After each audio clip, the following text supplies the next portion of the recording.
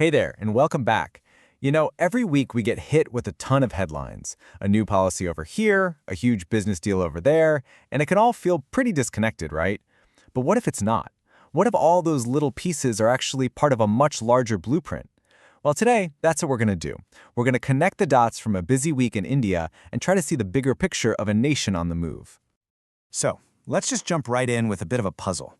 What on earth could a brand new fishing harbor in the Andaman and Nicobar Islands have in common with a next-gen AI chip that's just been switched on in a data center in Iowa?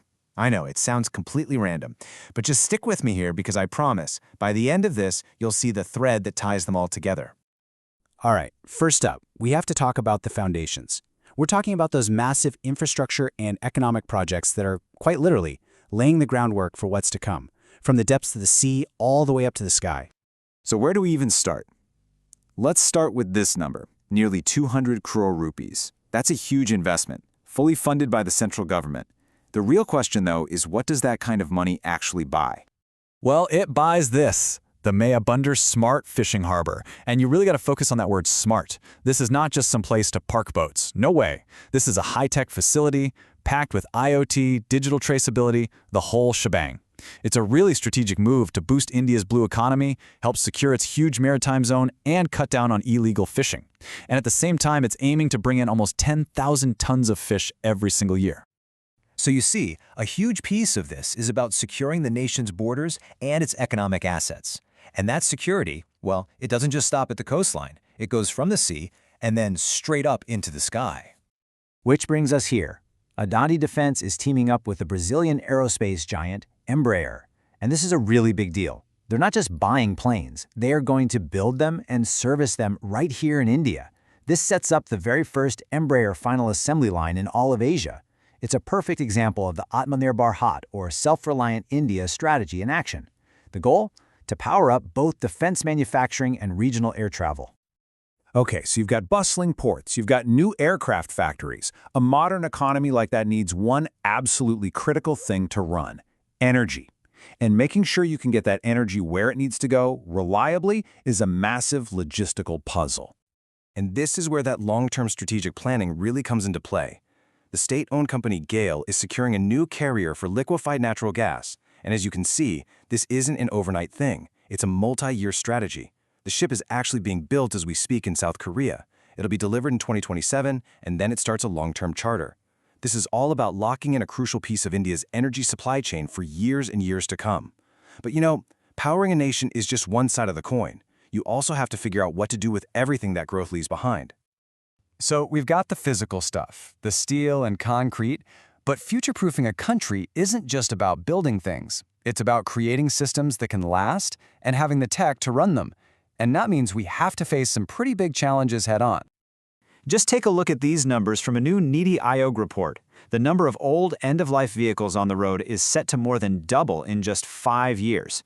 We're talking 50 million by 2030. That's not just a traffic jam waiting to happen, it's a huge environmental issue, because we all know older cars pollute way more. And hey, it's not just cars. That same report points to a massive problem with e-waste. This chart, it really shows the gap pretty clearly. We're only recovering about 18% of the valuable materials inside our old electronics.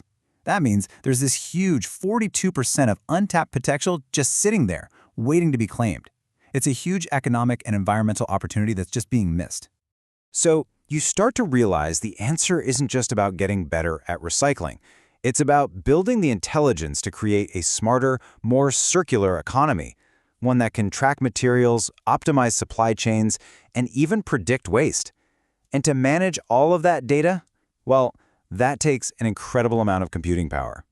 And that, right there, brings us back to that question I asked at the beginning.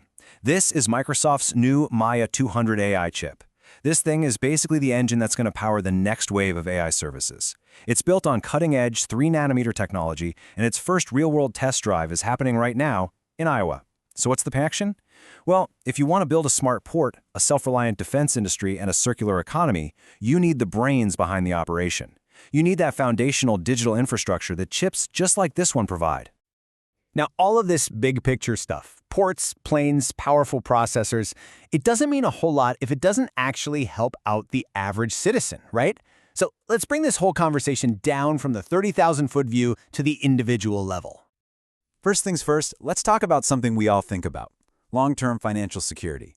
The National Pension System, or NPS, is a really key tool for that. Basically, it's a government-backed savings plan designed to help people build a nest egg for retirement. And right now, that system is getting a major tune-up. A new committee has been formed, and they're looking at how to modernize the whole thing to bring it up to speed with the best systems around the world. They're looking at giving people more choices, better risk management, and even factoring in modern concerns like climate change risk. At the end of the day, this is all about future-proofing people's life savings. But what about building wealth before you retire? Well, a new partnership between India Post and another company is making that way simpler.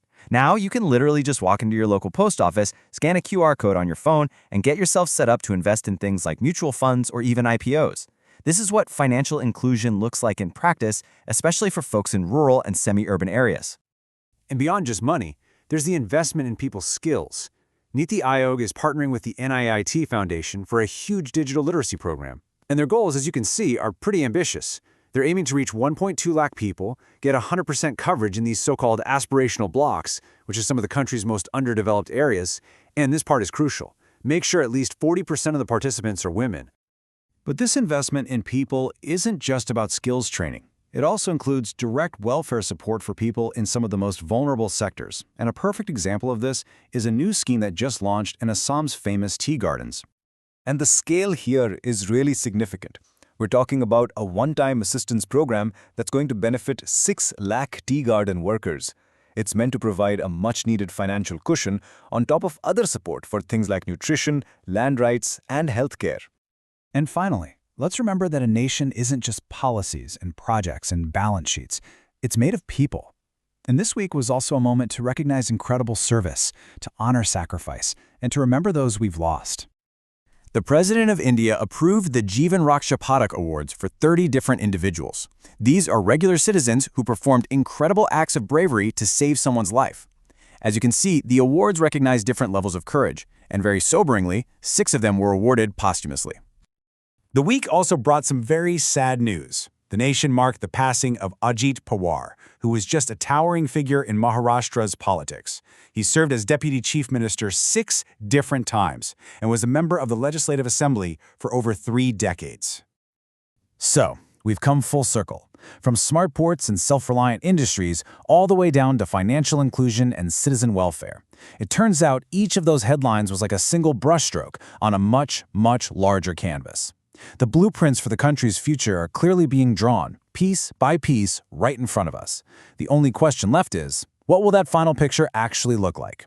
Thanks for tuning in.